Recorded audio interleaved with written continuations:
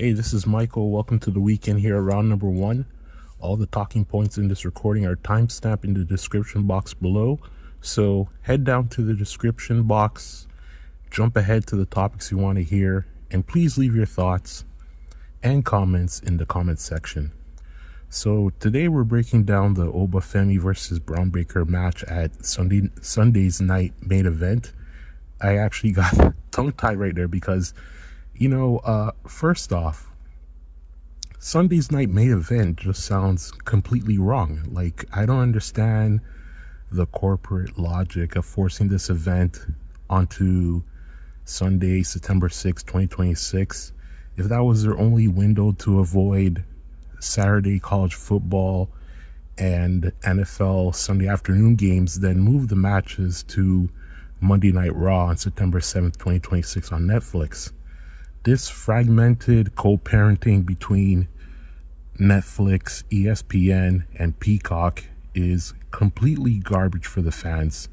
TKO makes way too much money to let WWE remain handcuffed to NBC Peacock streaming grid, where once September hits, every single Saturday night is dominated by primetime college football.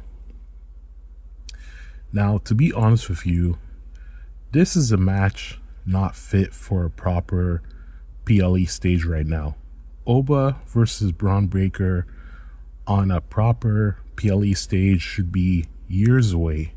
What you have right now is a term that I'll be using frequently on round number one going forward, and that is short-term content filling. Oba versus Bron at Sunday's night main event, just like CM Punk versus Kevin Owens was in Toronto, is short-term content filling. Short-term content filling is burning capital for a quick pop in TV ratings and social media awareness. Here's another term that I'll be using frequently going forward: long-term equity. Long-term equity is the genuine money program that makes the wrestling fans want to pay per view in person or on streaming television. Roman Reigns versus Oba Femi is long-term equity that is currently frozen on ice. If Reigns versus Oba is currently on ice, then Oba versus Bron Breakker is nothing more than stalling dressed up as long-term storytelling. Listen, this isn't the trajectory that Oba should be on. When you look at the trajectory from winning King of the Ring at Night of Champions to where Oba Femi is right now, the entire Brock Lesnar program being relit from Clash in Italy to SummerSlam 2026 felt designed around one goal: keeping Oba occupied without giving him the world title shot he earned. Now this Oba versus Bron Breakker feud is keeping Oba further away from the world title shot he earned. I honestly think we are going to reach a point where Oba has to win the 2027 Royal Rumble just to get a world title shot, when he still has the golden ticket in his pocket to fight either CM Punk or Reigns for either world championship. Now let's talk about the comparison between Oba and Bron Breakker. The only thing that these two men have in common is that they're both young powerhouse athletes in their late 20s. Oba has the momentum to actually achieve his world title ambitions right now. Bron Breakker hasn't had and currently doesn't have any momentum towards actual world title ambitions. That's why this matchup is short-term content filling. This is a feud booked purely to burn off the title shot that Oba Femi was granted at Night of Champions.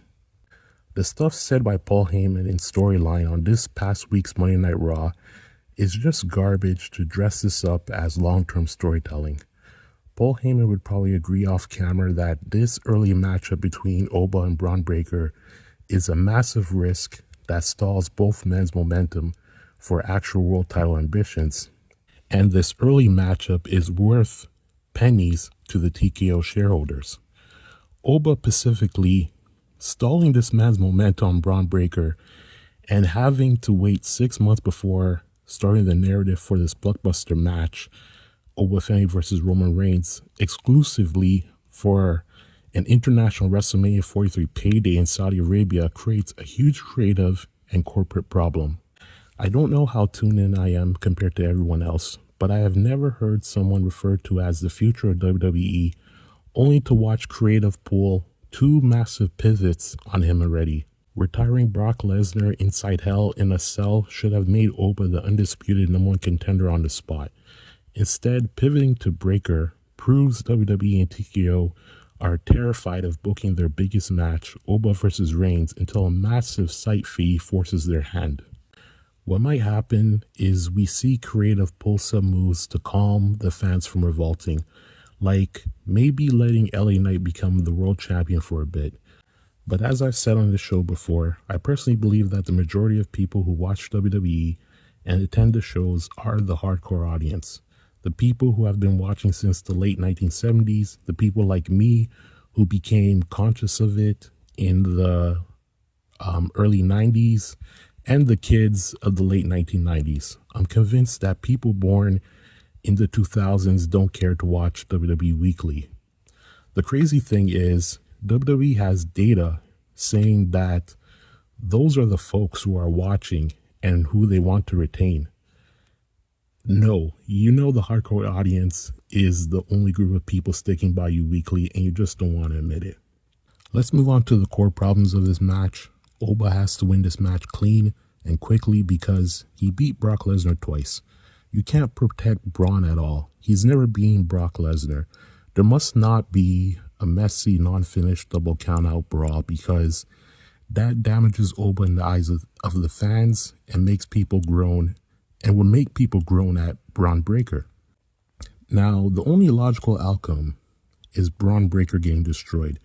And that's the only outcome that fits Oba Femi versus Bron Breakker in the year 2026. The audience is ready for Oba to step directly into the main event picture. They want him holding World Championship gold, and they want it right now. As for Bron Breakker, what happens with him? Nobody is clamoring to see Randy Orton win World Championship number 15 or 16 right now.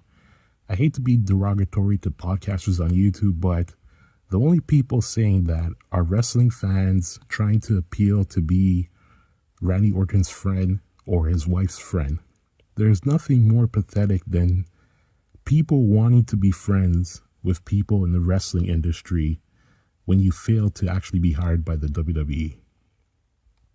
Now, Orton doesn't need gold to be relevant. What Orton does need and what SmackDown needs is a high-stakes, ruthless blood feud against a hungry, explosive young monster who's trying to take his spot.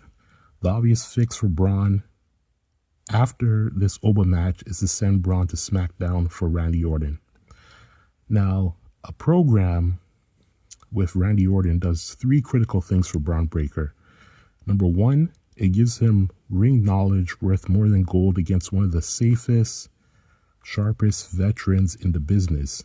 Number two, it gives Braun a marquee, high-profile win that elevates his status without rushing him into a world title picture before Creative has a real plan for him.